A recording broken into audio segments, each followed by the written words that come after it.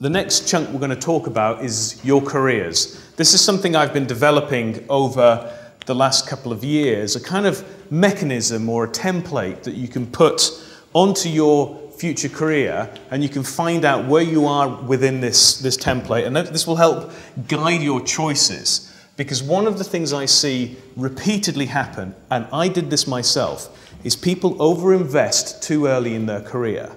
They spend too much money too quickly and then are shackled by that debt and by that commitment in such a way that they can't actually progress. They end up having to work at Pizza Hut for 5 years. So we've seen this with other filmmakers. Maybe you've got friends who have had that experience too.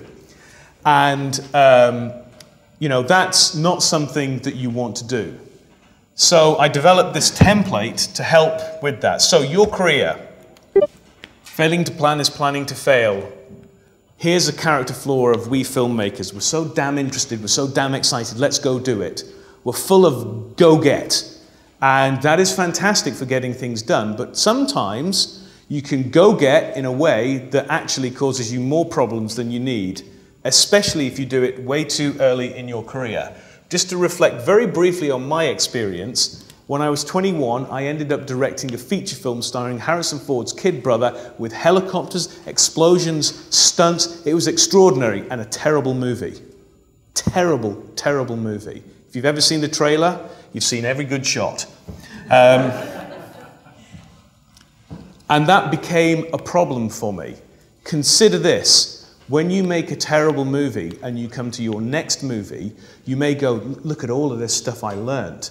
But the investor says, let's see your last movie. And they go, okay, how much money did it make? None. How much money do you want? Let me think about this. So people don't invest in second movies. And the reason they do in the first movie is they meet you and you're so full of yourself and you're so full of go-get that they go, blimey, this kid is really, you know, look at this short film he's made. It's really great. Let's give him 100 grand. Boom, boom, you make something terrible and you can't recover from it. What is talent? Well, maybe Quentin Tarantino's got it. Maybe Steven Spielberg's got it.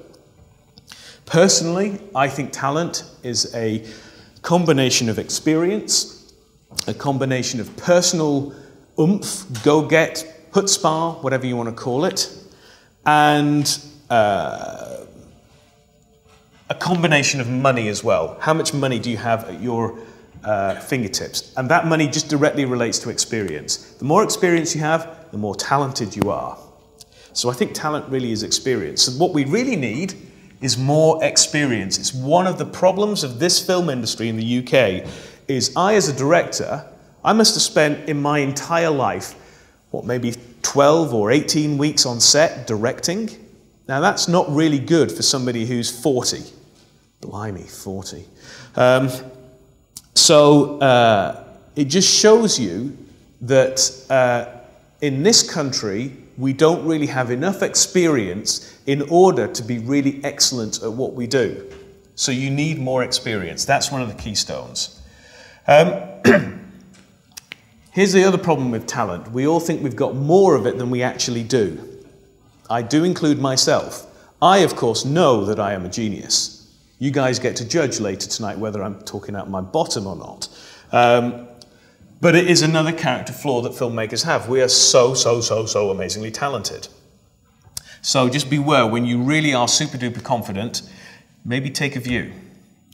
Overreaching too early, you invest too early, you do something too big too soon. And of course, the problem is when you are young, you're very excited and you go for it, and you know, just like you might go for the world trip, or you might go and crash that party that you maybe shouldn't have done.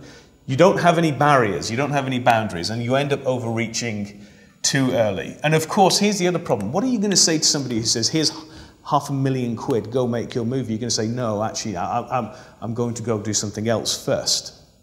And that's a really difficult thing to say. But maybe there is a way of getting your cake and eat it. Maybe you could say, that's really great. I'm going to do these things while I'm developing this, because, you know, I want this to be excellent. And that investor may go, that sounds like a smart idea. Yeah, let's do that. Over-technologizing and over-investing. Don't buy a camera. Borrow your mates. It's much cheaper. And you know what? In 6 months' time, it'll be redundant anyway. So in today's world of having lots of gizmos and kits, you buy a cheap camera and a cheap computer, and you do not put a down payment on a Red camera. You don't need to do that. Borrow somebody else's. Red will be redundant by Red 2 at some point in the not too distant future. Just like people who buy iPods and Macs, the moment you bought one, Mac bring out a brand new spanking one that you wish you hadn't bought the last one. So don't over-technologize yourself. It's just buying into the idea that somehow you're prepared. It's a bit like a soldier and their gun, or a knight and his sword. If you've got that tool, you somehow feel empowered. Rise above that. Borrow somebody else's sword. So, I'm going to go through this 4-stage plan. Year 1. This is basically a 2-year plan followed by a lifetime. And the lifetime part is in 2 stages as well. So year 1, this is training wheels. This is the part where you're just learning stuff. I'm going to skip through this pretty quickly because I'm assuming most of us have probably gone through this. It's learning the very basics of film, such as sound, picture, editing, crossing the line, all about the technology and craft. This is where you borrow the camera, you go and shoot a short film. Really, it doesn't have to be anything. It can be any shots that you put together. You learn about editing, you learn about this close-up, doesn't cut with that wide shot. You just learn the stuff. You could edit something like this seminar together, and what you would learn doing that, first thing you would learn is don't shoot too much footage. We're going to have 30 hours of material by the end of today. Guess how long that takes to digitize. It's all about just learning the basic stuff, and you can do that by investing 0 money, not 1 penny. You don't have to do it. Don't go to film school. Don't do any of that kind of stuff. Best way to do it is in a small group and with friends. These friends don't even need to want to be filmmakers. It can just be someone you think, hey, you look really good, sit here and say some lines of dialogue. And you'll realize what it's like editing bad actors then. And you go, okay, we need to get good actors. So just get on with it. Do it next weekend. Shoot a wedding video. Oh my goodness. If anybody wants to have filmmaking at the extreme end, go shoot a wedding video. I promise you, it's the most stressful thing you'll ever do. Working with actors, dead easy compared to that. You just can't go to the vicar and say, excuse me, could we have another take, please? It's just not going to happen. Take movies, download scripts from the internet and just shoot bits of those movies. See why those scripts work where yours don't.